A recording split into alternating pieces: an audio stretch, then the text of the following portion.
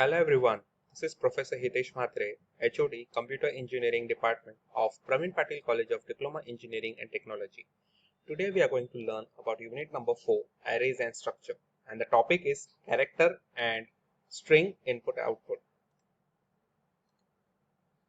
Character and String Input Output. A string is a collection of characters stored in an array followed by a null character that is /0. Null character represents the end of the string. See what we have studied array in the previous section. So again, when we are storing a character array, which is nothing but a string, so when you're storing a character one by one, so to mark the end of the string, here you require a /0, that is a null character which indicates the end of your string. Address of the first element is random. Address of the next elements depends upon the type of an array. Here the type is character and the character takes only 1 byte in the memory. Therefore, the next address will be incremented by 1. So we can see here the address. This is some random address, that is 23562. So since it takes 1 byte, so 1 by 1 incremented. Index of an array will always start with an 0. So we can see a position, that is 0, 1, 2, 3, and it will add 1 because of this null character. Now declaration of your string or a character array. Now declaration of array means creating a sequential blocks of memory to hold the fixed number of values. Now the syntax, character, like we have this data type, then the name, variable name, and the size of the string that you want. So it is similar to your declaration of an array, just a character array. Example, character, say string. Now here S is capital, so you do not have string as a data type in C. For string, you will always use an character array, and the size here is 25. So in the above example, we can see a character array that will hold up to 25 characters at a time. Now initialization. Now initialization of a string means assigning a value to the declared character array or a string. So using this as one example, by using the sequence of characters. So here character, variable name, here I am not specifying the size. So the number of characters that I have assigned will determine the size. So we can see here. So since this is a character array, so 1 by 1 element, like we have seen in the numerical array. So when you are specifying a single character, it is specified in a single quotes. See, as we can see here. Now since here we have two words, that is hello and world, and we want all these words to be included in the string. So 1 by 1, for again for the space also, for the white space or the blank space also, you have to specify the codes, and at the end you have to specify the /0 as the end character or the null character. So we are declaring and initializing a string at the same time.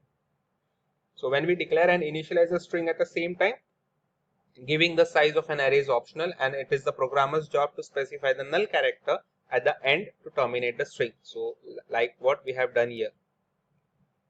Then another example using an assignment operator, say character string equal to, here I am completely using the word hello world, but here what I am doing is putting in a double quotes. So this is also another way of representing a string. Now in this approach, the programmer does not need to provide a null character. Compiler will automatically add a null character to the end of a string. Now input output string using the get che and put che method or the function.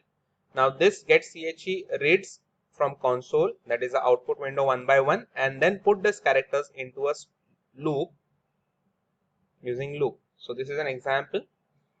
Say void main, header files in your main, then character variable, that is character array. So this is my array, that is string 50. So this will hold up to 50 characters. Then I am assigning one way, declaring another variable of type character, an integer I for loop. Say printf, enter a name, enter your name. So in this program, I will be asking your name. So again, start for I equal to 0, I less than equal to 50, I plus plus. Since my maximum size I have given here is 50, then ch equal to, this is my character variable ch, equal to get che. So what it will do is, as I am typing the values, characters, it will get stored in the ch variable one by one, one at a time. So that's why I require loop. So since this ch is not my character, it will read one by one and it will store in ch. If ch equal to 13, now this is nothing but the ASCII value for your enter. So break. So if there is a break, then my string of I equal to ch. So one by one if it is there is no break, what I will do? Assign the value of ch. So here I equal to 0. So the 0th element will be assigned. Then again increment till the time either I reach 50 or there is a enter. Then at the last, whatever the value of I, where I have either break or say at the 50, the value of I, then I will add a null character. Since I am dealing with just a characters, I am not dealing directly with the string. So here I have to add, then print hello, and again I want to display. So what I have read. So for displaying again, so for I equal to 0 and string of I, so it will check till the null character.